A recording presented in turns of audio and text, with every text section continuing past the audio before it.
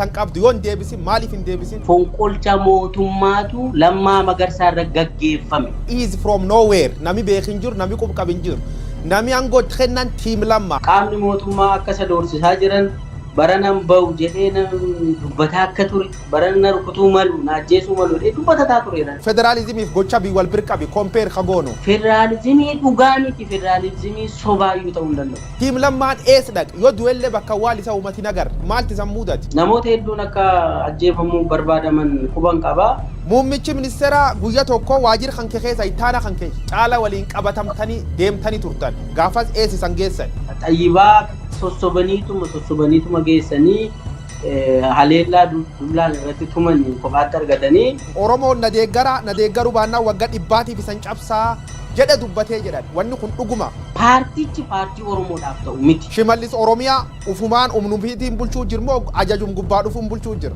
adeeppaa faana waliin nu qabanii adeeppaan mataa nurraa rukutee Sambooda waan adeeppaan jedhe hunda raawwachuu jalqabna. Lammaan qub wal qabdu yaadii samaan qabsoo uummata Oromoo labbuusa akkanumaan dhokachuu moo gad ba'ee uummata Oromoo waan hin qabu. Gara nama 13tu adeeppaarraa dubbate 13 Jawaar Mahammad hidhamuu baannaan ODP faana nu hojjennoodhanii kaasanii. ATM addisuu taayee milkeessa. Awwaalchi na yaalisiika.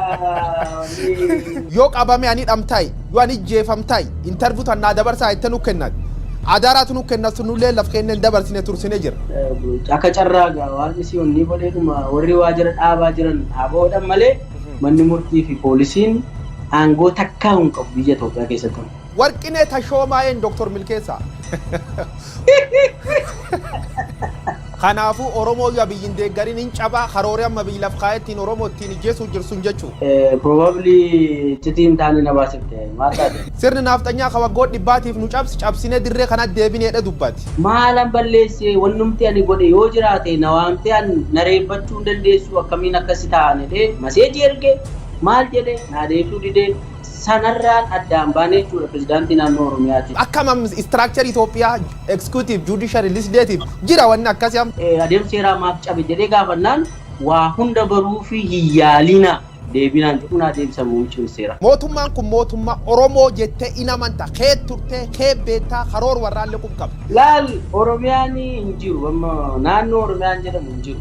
Kana jala muraa qabadha. Oromoo yoo walitti dhufu nu mormuu danda'a. Kanaafuu Oromoo walitti qabamuu dhowweedhanii karoora kaanii jiran. Sodaa aangoof jecha dhorkamanni waa'ee koronaa forgeeta bahu. Koronaan jedhamu Itoophiyaa keessatti siyaasaa fayyadamaa jira. Sabab sirni naaftanyaa qeeqeef yaamichi baay'een irra godhama ture. Akka jeefamuuf karaa yuutuubii, feesbuukii karaa gargaraatiin yaamichi godha turan. Sirraa ka'ee guyyaa sanirraa ka'ee jechi naaftanyaa jedhamu miidiyaa Oromooti. Lamma Magarsaa gammaa iskoort goomma godhateetti fayyadamaa biyyi. Yoo ammaan achi cabee Lamma qabate fuuldur qaqqabe nu sobaa jedhan lammaan dhugumaan dhaab kan keessa ari ammoo diraamaa fi boroduuf keeyyatan.